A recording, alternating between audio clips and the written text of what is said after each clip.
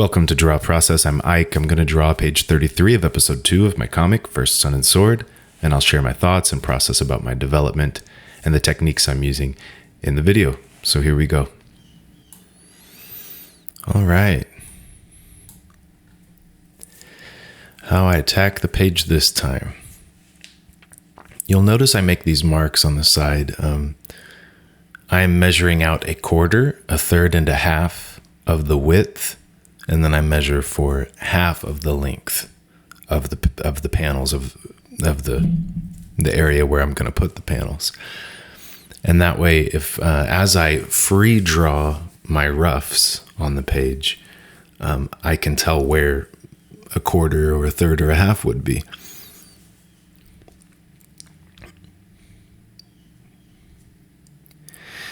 This is so light, I know it's hard to see. I did switch to a 4H pencil from a 5H just so that I can do a little more work. The 5H is just so light, so hard and fine.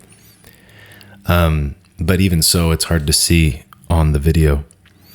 But I wanted to keep the camera zoomed out here so that you could see the whole page, because that's how I'm seeing it. I'm approaching this as a small thumbnail, as a rough.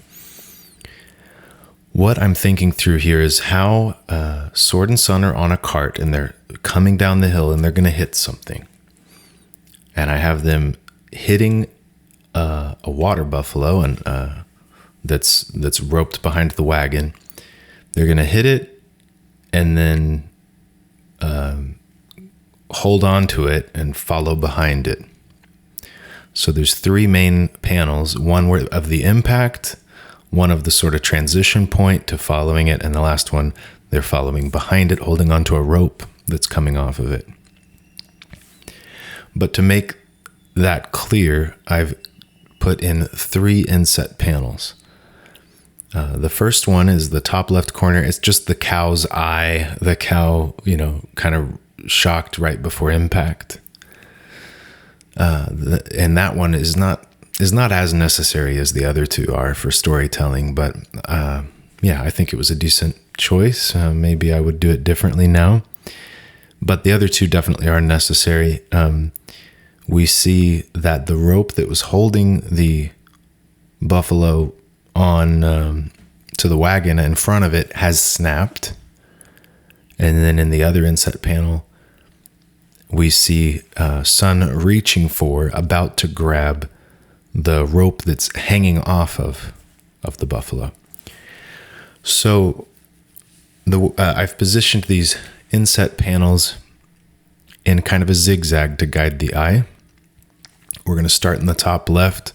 We go diagonally across to the main action of the panel, which is positioned right in between both inset panels. The point of attention, the center of the panel is where Sun and Sword are going to, in the cart, are going to fly into the buffalo. So we go diagonally down and to the right to that panel where the rope snaps. And then the same thing again, we go diagonally across into the left, with the action being in between the two. And then coming off of that panel, the action is following a similar diagonal line. The cart behind the buffalo going down the street is at an angle left to right. Now, at this point, I've finished my thumbnail, my rough. I'm happy with it. And I pulled out my phone and I'm referencing the buffalo. It's just some pictures I found online to help me remember the structure. And so I wanted to leave that in and not edit it out and show you that I took a few minutes looking before I started. I didn't have the best reference, but I had some different angles. Not really anything close up enough to help me with the eye, let's say. But enough reference to help me get a kind of a turnaround in my mind of the creature.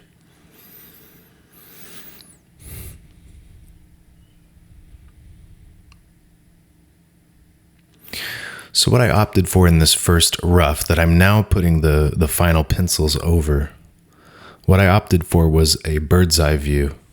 It's kind of almost straight top down. I had to think about that one because If I used a different angle, it might be hard to show the moment of impact. I could show them, running into this.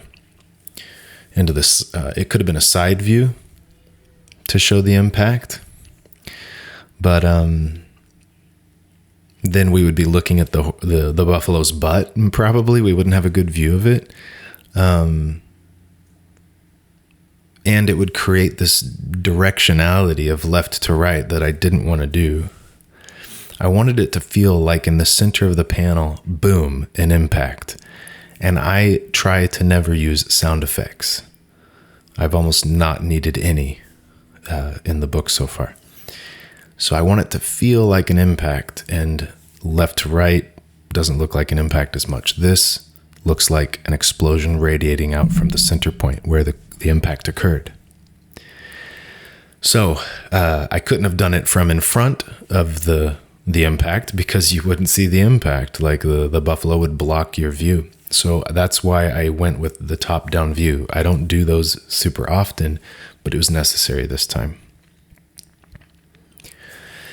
I'm really trying to embrace the physicality of the buffalo and my characters, to really let people move, dynamically, expressively. My finished lines might be a little cartoony, but you'll see that the underneath drawing, or not just cartoony, but let's say simplified. But I'm not drawing a simple drawing on top of a simple, I don't know, on nothing, or on a mannequin. My initial scribbles, and then some that I'm doing in this pencil stage to further refine, I'm really giving form and filling out the three-dimensional form of these figures. They're very organic. They're curved. They have curves. They have bone and muscle structure, depth or foreshortening. But it's really organic at first, and then the final details end up simplified and more maybe with sharper lines. There it is, the rope snapping in that bottom right panel off of the buffalo's kind of like whatever you call that wood block around its neck, its collar, and how I indicated the impact. So what's happening there, I wanted it also to be clear that sun is flying through the air up onto the buffalo. So I typically capture more than one action per panel. I like things to be happening, and I like to help give hints of what's about to happen in the next panel. So I didn't have to show sun in the air in that panel, but if I didn't do it, then it would be less believable, less clear how he ended up on the buffalo's back in this panel. So unless I want to draw a lot more panels to indicate things, I need to have people in the middle of actions that help tie the panels together in time and space. So sun is on its back now, and Sword is right next to it. And Sword is becoming more alert. Maybe it's adrenaline or something, but you'll notice that, he's sitting up. He's not communicating very well as we saw earlier, but he's with it a little bit, and that might increase as the story goes. He won't be completely helpless.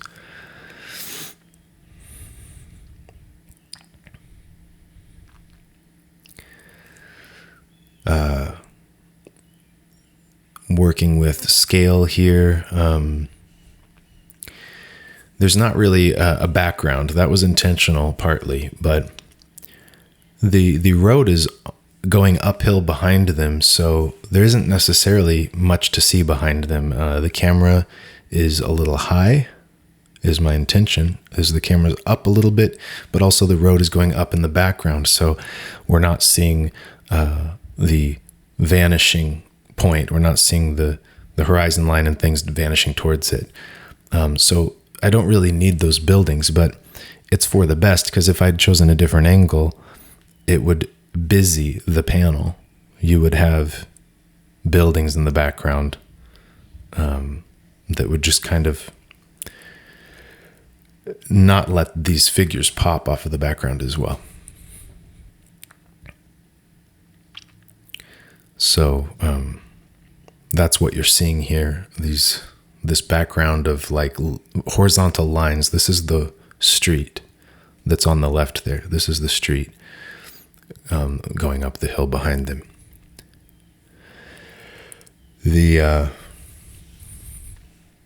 And then scale, like trying to make sure that without much perspective, in the background to the drawing, I've got to imply depth, but not too much. So I wanted the buffalo to be somewhat sideways and not just coming right at the camera, so that we can see more of his form.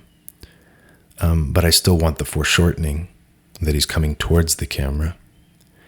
And I want Sun, to be the right size, to seem the right size on its back in proportion to the size of the buffalo, and same for Sword in the Cart. And I don't have a clear, idea of what is the size comparison. So I'm trying to pay attention to that as I draw, to make sure the size comparison feels realistic. That panel in the bottom left, Sun is reaching for the rope. It's not very clear in the pencil sketching, but I can see it, and his hand coming forward to the rope. This is another panel where the most important element is in the center. We need to see the hand. We need to see the rope. Those need to be most prominent. And we want to see Sun's eyes looking towards that point.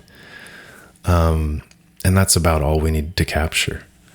So there's added details in that panel, but the concept is a very simple gesture. Like I could have just drawn circle for head, circle for hand, oval for rope beneath him or something, and just like that's what I need to capture. And then I just fill in the details around it. A lot of times when we tighten up our pencils or redraw the roughs on a different page, we end up losing that clear gesture. The clear, simple message. If you start moving around the figures and start trying to correct proportions and things even, you might get something that each element might look more realistic, but the clarity of the poses, of the story, of the relationship between the elements and stuff might get worse. It might be less descriptive. Expressive, maybe is a better word. Here, another pretty high up camera view. I wanted, when the camera's up high like that, you get a nice objective view. It really helps you see the distance between objects. And I really wanted you to see what's happening here, because it's strange, like it's unique. That somehow they're holding onto a rope, and somewhere it's connected to the buffalo, and it's running down the road, and they're managing to hold on somehow. So that needs to be clear. I notice in a lot of comic books, especially older ones, where there was a lot more of an assembly line, where a writer would step in and be making decisions and so on. There's a lot more word balloons and captions that describe what you're looking at. It will describe to you, and and he's going to grab the rope, and they're holding on as it barrels down the street. Like, that is unnecessary to say if you draw it well. If you communicate it very clearly in the drawing, then you don't have to say that. And I've always been drawn to draw comics that the visuals themselves communicate what's happening completely, almost like animation would. that happens kind of in real time without a narrator, without a narrator explaining what's happening or adding to what's happening. And that's been like it's part of what I'm interested in, but it's helpful to become a better visual storyteller.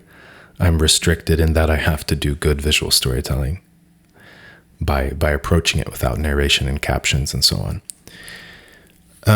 At the same time, some of my favorite comics have captions. They have a narrator that's communicating their inner experience, going with the visuals, and it just feels so much more emotional a lot of times when it's done that way. So it's something I try to pay attention to. What am I not doing that others are doing? Is that something I want to do? And yeah, I would like to tell different kinds of stories, and so I'm open to that.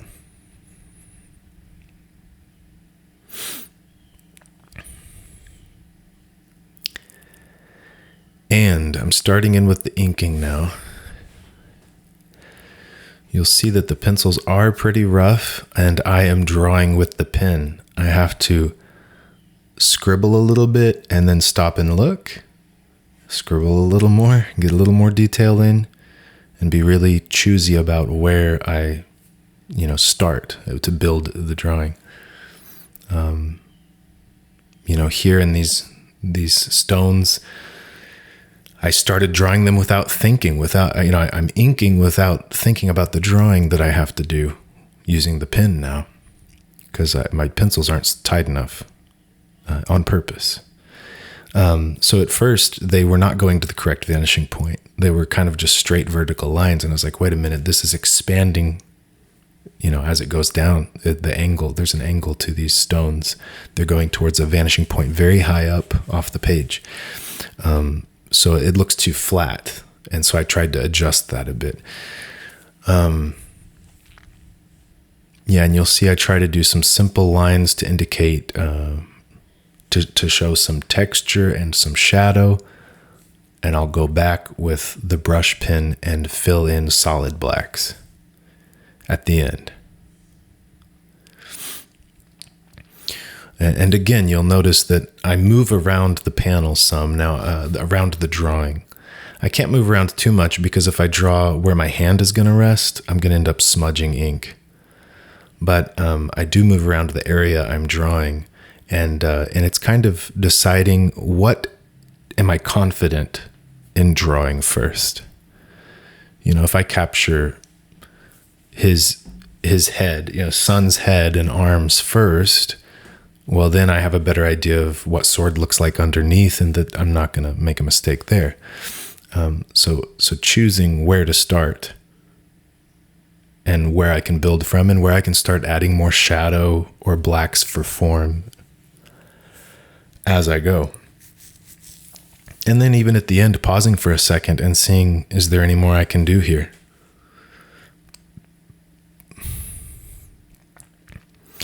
This way of inking is just so much more fun, to just kind of build it, to be drawing it with the pen is so much more fun than what I used to do, where it was more like an outline and you just fill in the blanks.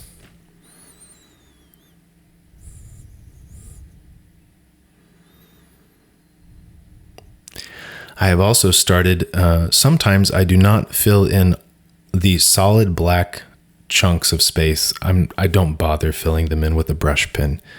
It can be done digitally. And if it's a huge area and it's, simple to do digitally, it's, I just do it that way.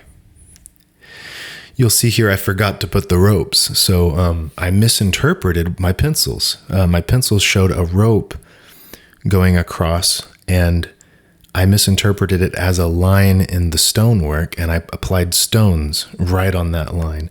So I had to reposition where that rope was.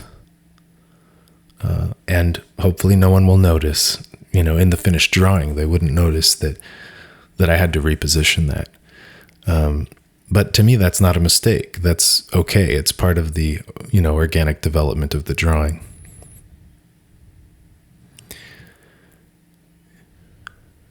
Yeah, it's more like ink drawing than inking, I guess you could say. the fraying rope here, just kind of going by feel. I wanted to make sure that that rope was snapping in an open space, a negative space. So there's a lot more going on the left of the panel and above it, but there's an open space there with nothing behind it where you can see the snapping rope. And I wanted to make it kind of explode out, have a lot of energy. And that's why there's so much detail, for me, detail in the rope, is I want it to be, I want it to grab attention right there. And when I color it, I'm also going to try to make sure that that spot has a really light background so that it really pops there.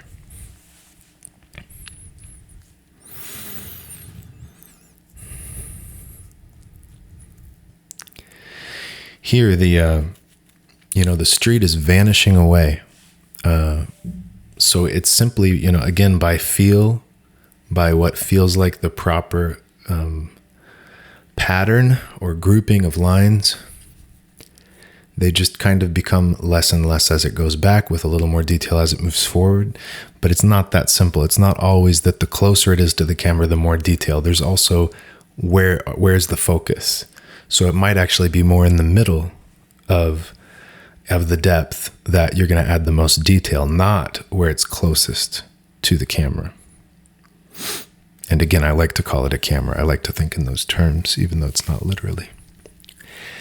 So we have that, and then I have just some cartoon gesture lines to indicate the cloud of dust and debris that gets kicked up behind the buffalo.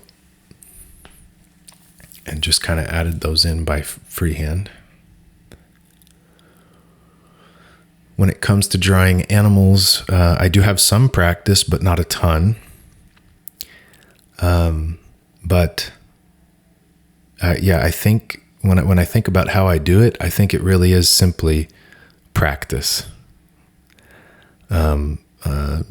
Just practice drawing animals moving at different angles and so on. And I have been pretty busy lately with things other than art, but I am continuing to squeeze in the time, make the time, and it may be not my best energy, but it's something, and I keep it going. I don't quit its development. But yeah, I do feel happy with the direction things are going, excited about the direction my art is going. And I try to pay attention to what might be next and on the horizon when it comes to that. I think these inset panels is something good that I'm introducing more of. And I think I want to introduce more panels that have no borders. So it might be empty space behind a figure, for example. I think that is something I should do more of. And maybe not in this issue too much, but I think I prefer a smaller gutter these days than I used to. The wider gutter, the space between the panels, the empty space between them, when it's wider, it allows each panel to breathe, to be clear, and easier for them not to create tangents between the panels. So if a tangent being if a line is moving in one direction in one panel and some other line of another thing, is aligned with that line in the other panel. Well, if there's no space between them or very little, then they're going to look like a continued line. They're going to look like they're related when maybe you don't mean to do that. But tangents can also be your friend. They can be used to guide the eye. They can be used on purpose. So by having smaller gutters, you get to utilize that more. And it takes a little more, it's a little more nuanced. It's a little more skill to use a smaller gutter and still have things be clear. Would be a little more skill in a way. Here, there's a lot of tangent opportunities just in this panel. Sword's hair is kind of getting near the back of the buffalo, and And so is the collar on the buffaloes kind of coming up right into the line of the buffalo's leg. So a lot of little potential tangents there that I was trying to navigate, because again, no gutter on this one at all. I chose to do no word balloons on this page at all. I don't think you need those all the time, not when it's really clear storytelling. The inset panel there with Sun's face where he's reaching for the rope, it's got some nice emotion, some nice expression in it. If it were not for that panel, this page would have none. Every panel is, the camera's too far away, the figures are too small, you're not getting face expressions. There's plenty of physicality to their movements, which, that's something, but it's nice to give someone a little bit more subjective connection with the character with a close-up, like getting to see their expression, their face, their emotion. So that panel, obviously the most important thing is his hand grabbing the rope when it comes for clarity of storytelling. But I'm glad that his face is there to help you connect a little more. It just adds a little more to the story. It feels a little more engaging, evocative.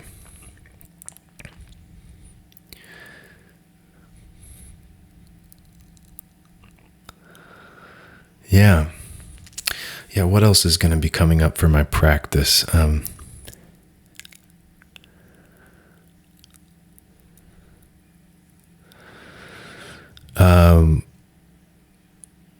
Ink wash, not in this comic. I've already changed the art enough in this comic. I'm toying with the idea of going back to earlier pages, like at least with the color. I've started adding a light and shadow pass, and in the beginning of this issue, it was flat colors. That's an easy thing to go back and add in to help for consistency through the book. But the number one thing for me is to develop, and number two is for the book to be consistent. And I get that is going to hurt the reader experience to some degree, but I think they will appreciate it if they happen to read to book 3, 4, 5, 6, down the way. They're going to appreciate that I allowed myself to change now. They're just not going to like it now. So it is a gamble. It is a somewhat of a negative that I do that, but it's just how I feel right doing it. I just feel it's right to allow myself to develop. And I keep it in check some, as I mentioned. I'm going to go back and correct the colors. I might even go back, and this is a crime, really, but I might go back to the earlier pages with this nib pen instead of what I was doing before, and add some detail to help it blend better. If you don't want me to do that, buy one of those pages off of me before I can do it. But I might do it. I'm not sure. I guess it'll depend. When the book is finally done, I will look at it and see like how jarring does it seem to me and to my test readers, my family and friends, the transition to this style of inking. And if it's a little more jarring than not, I might go ahead and make some changes to earlier pages. It's a web comic. I share it as I go, but it is a living document. There's no reason that it cannot change. And same thing with the sacredness of, finished pages, original art not being altered. I'm free to alter it. It's not a finished book yet. I could redraw pages if I wanted to, but I think that is not necessary. I guess we'll see, though. Because I definitely want to keep the story going. I was thinking that one thing that has happened with this book, because I think I've developed a lot just on this book, more so than on other books I've done. And I think one of the reasons is, I'm doing this video series, So I get to reflect on what I'm doing a lot more instead of just plowing ahead. And I'm being, I'm being very consistent. I draw a page every week. It's not like a period of time where I'm writing it, a period of time where I'm thumbnailing it, and then a period of time like actually drawing it, and then a break in between when I think of the next idea. It is consistent. It's drawing a page every week. So that's helping too. But another thing is, I think that I have no page limit. So, there's something, obviously, being a good sequential storyteller involves the management of page count and panel count. Being able to tell a story in fewer panels is part of the skills you need to develop. At the same time, it's somewhat arbitrary. It's like, because it's hard to do that much work. You're slow. Your speed at which you can output pages or comics it would be too slow if it was 100-page book. So you try to keep it at 20, but you don't want to cut the story out. So it's somewhat, arbitrary in that sense. But the way I'm doing it now, there's no page restriction. So in the past, I would be trying to get through to jam a certain amount of story into 22, 26 pages, whatever it was, that issue. And I would have to cut out reaction shots and action moments and expansive panels. I would be cutting them out of the story just to help it fit in the page count. And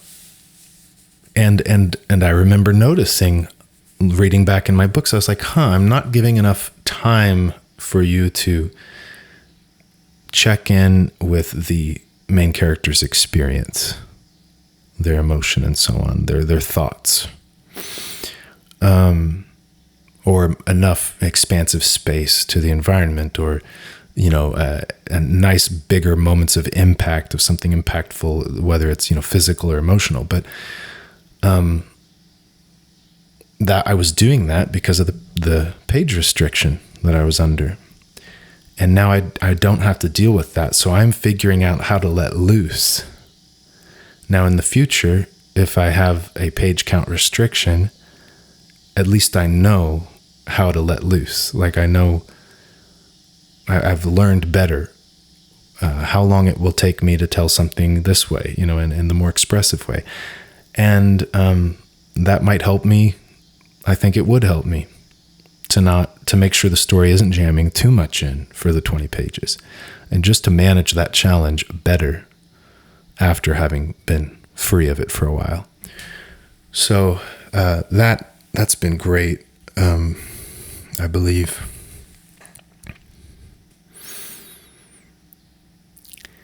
You'll see the shadows here are not strict. They're not strictly like a silhouette of the figure that's casting the shadow. Part of that is because it's in movement, and so I want to communicate the energy of it. But I considered in this panel, do I want each person to have a more clear shadow that kind of follows their silhouette? But no, I did not. I felt like that would distract. Like for one, when you look at, human shapes, or, there are silhouettes. If you repeat that in the shadow, then you're going to see humans. The eye is going to see human shapes where there are humans and where there's just shadow. So the shadow is more like a blob of a moving blob of gray underneath people. There is the finished page. I'm giving you a nice long view of it. I feel like the colors are really coming together. They're fitting much better. There's a much more of a standard, it's more like a 70-30 golden ratio. There's a much more of a standard kind of neutral tans that are filling most of the image. And then we have some spots with the skin tones and the blues and the reds. And that's it. You'll notice on the inset panels, I went, even the ox, the buffalo, he's a different color too. Instead of being more brown, he's a little more green. And the only reason that is to help those inset panels pop. Because if they were the same colors as the other panels, they would blend in too much. I need them to stand out. So I went with the more blue-green sky colors and blue-greens on the buffalo. And that is it, page 33. Thank you for tuning in, and hope you learned something and got inspired to do more with your own books. I just had an interview with Clever Kaiju on the Clever Kaiju YouTube with Brian Atkins, great guy, great teacher and comic artist. And so you might want to check out my talk with him. It's conversational. It's an interview of him, but it's very conversational, interesting stuff that we touched on. And I'm looking forward to the courses he'll be teaching at Clever Kaiju in the fall, starting in August. Okay, be the practice of your art. Encourage others to do the same. Find others doing the same. Connect. See you next time.